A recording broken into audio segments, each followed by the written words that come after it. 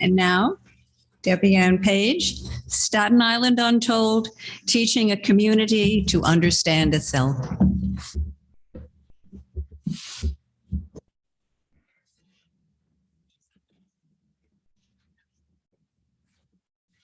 Can you hear me? Okay, great. So, again, good morning. Thank you for having me. I love being in this space. I love sharing what I learn and in helping to educate a community, teach a community about itself. And so,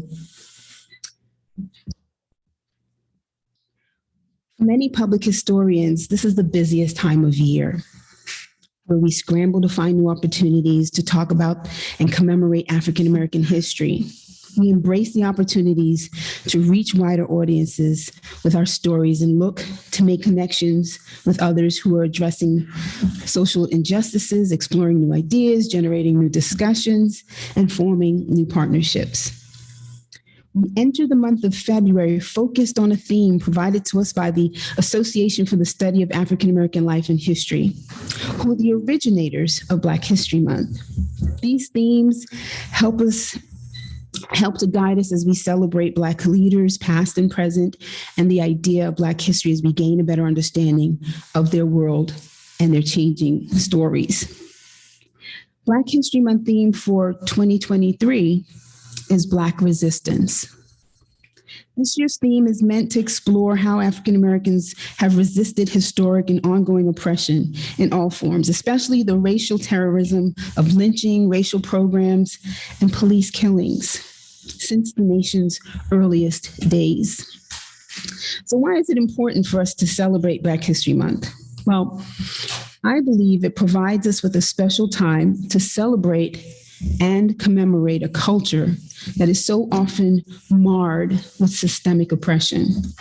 A culture that continually is forced to redefine itself, to negate much of the structures of racism and oppression that weighs on that community, while finding new opportunities to uplift the dreams our ancestors fought to realize.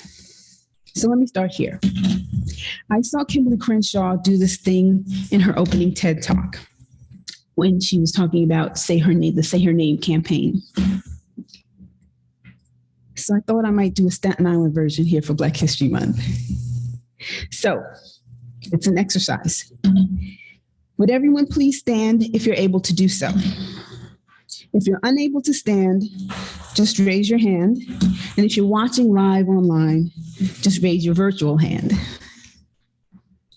When I call out some names, if you've heard the name or have some familiarity with the name, give one clap and please keep standing. If you have not heard the name or do not recognize it, please take a seat or lower your hand and do not clap. Okay? We're good? All right. Reverend Dr. Martin Luther King Jr., Dr. W.E.B. Du Bois, Mr. William A. Morris,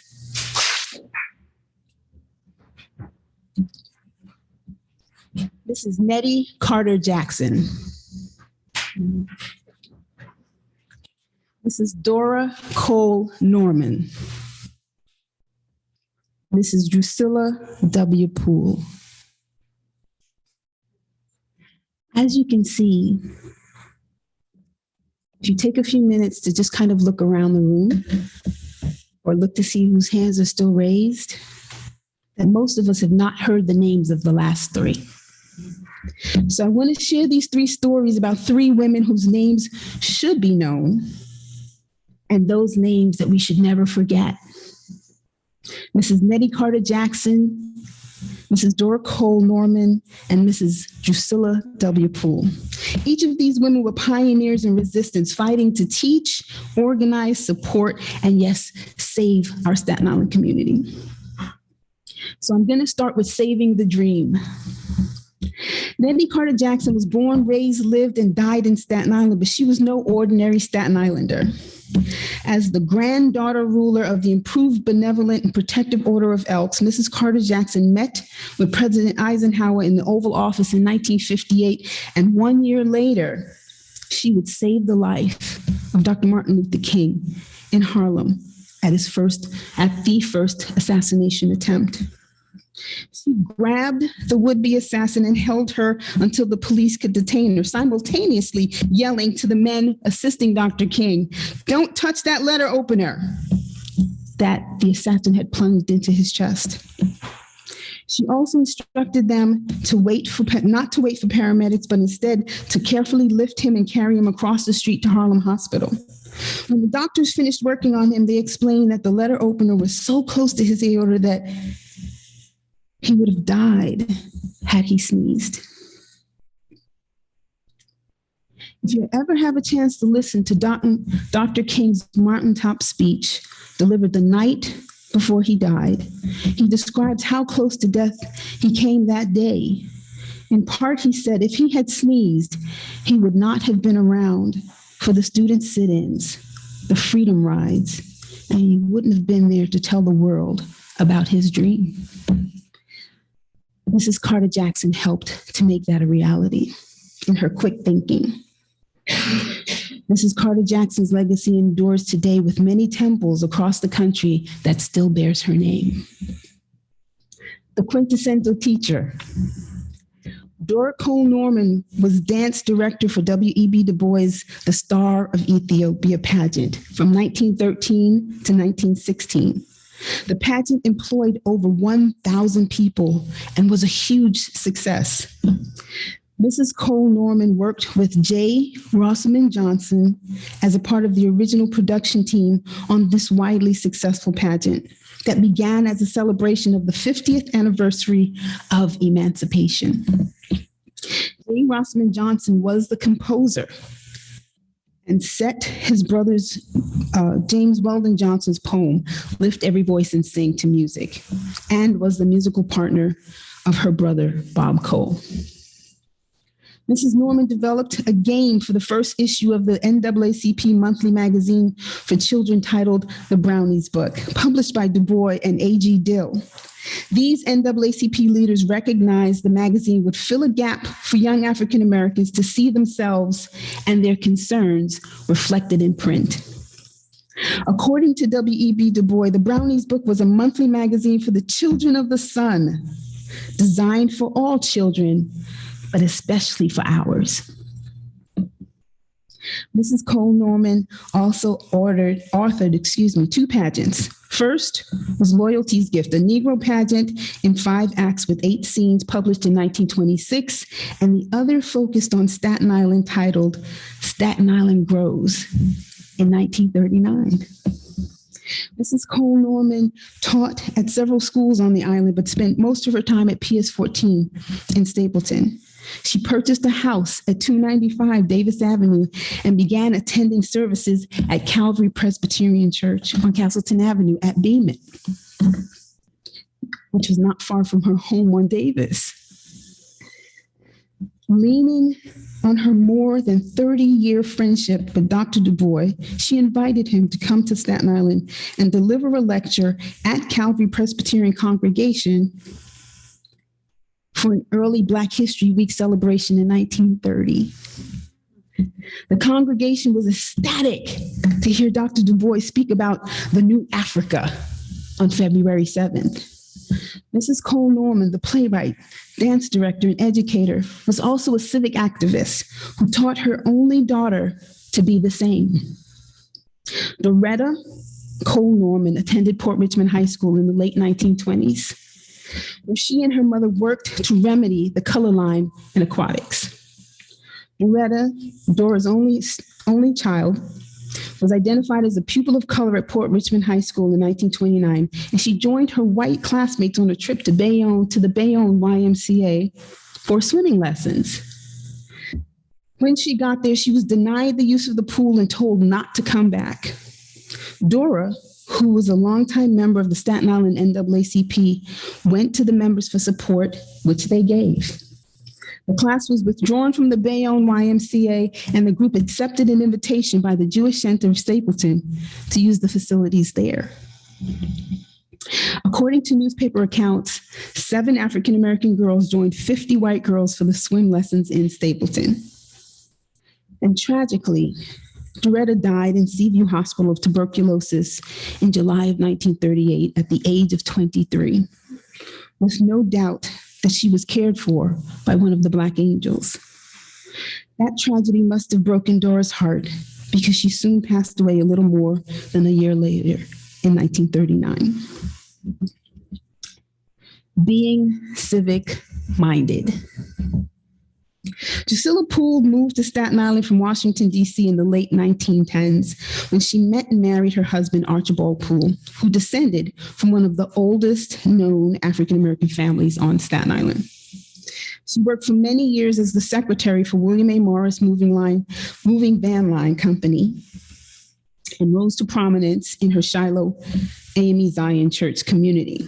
She was a founder, president, and longtime member of the Women's Civic and Political Union, which was established in 1919 to educate the women of Staten Island, women of color in Staten Island, about their voting rights and their civic duties, and held leadership positions in the National Association of Colored Women, the Urban League, NAACP, Empire State Federation of Women's Clubs Incorporated, and the Helping Hands Society throughout New York State.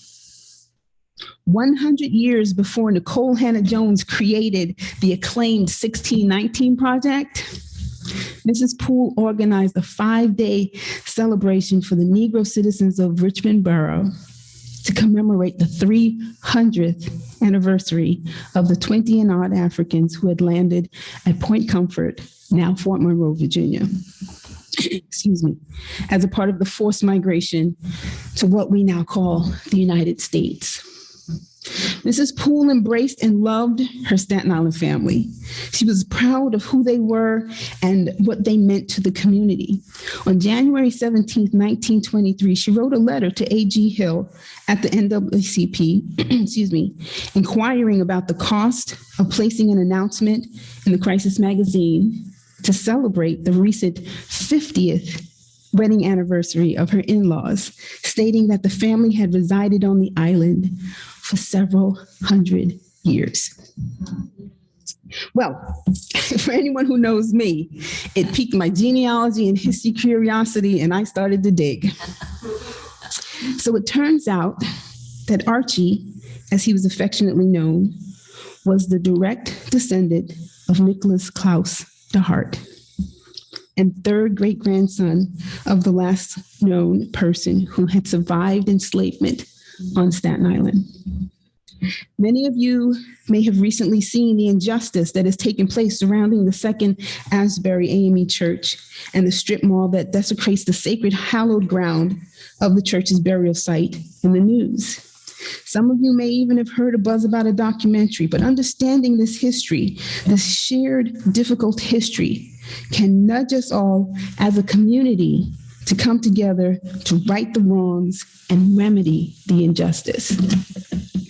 When Mrs. Poole died in 1972, she had served as the secretary for the William A. Morris Moving Company for more than 40 years.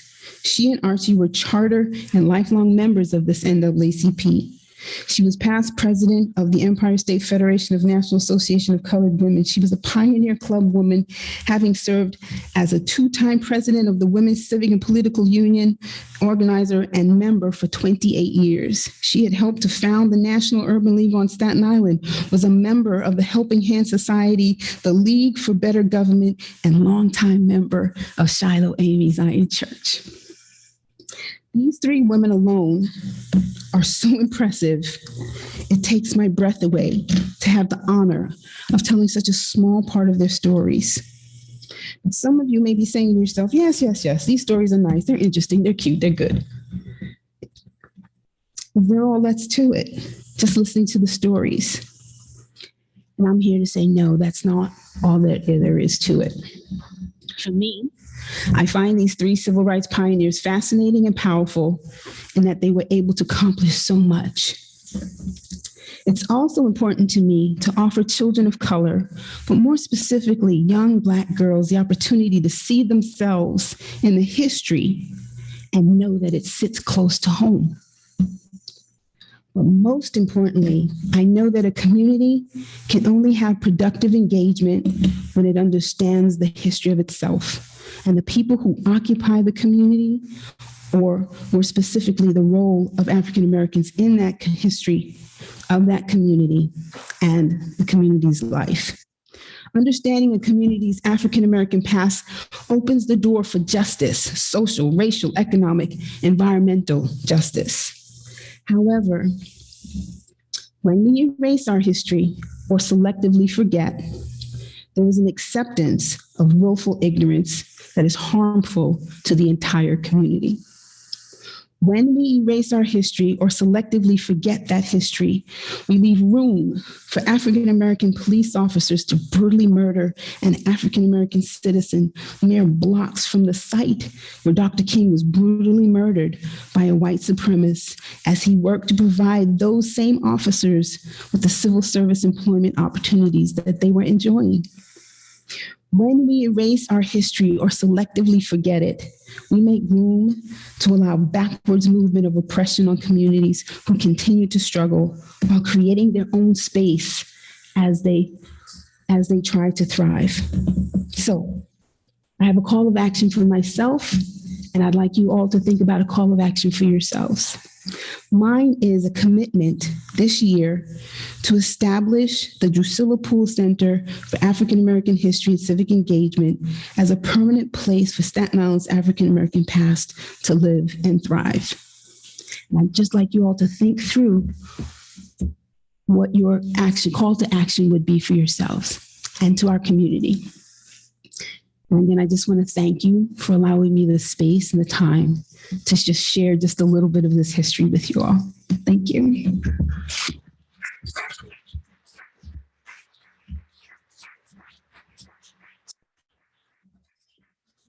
Thank you, Debbie. Thank you so much.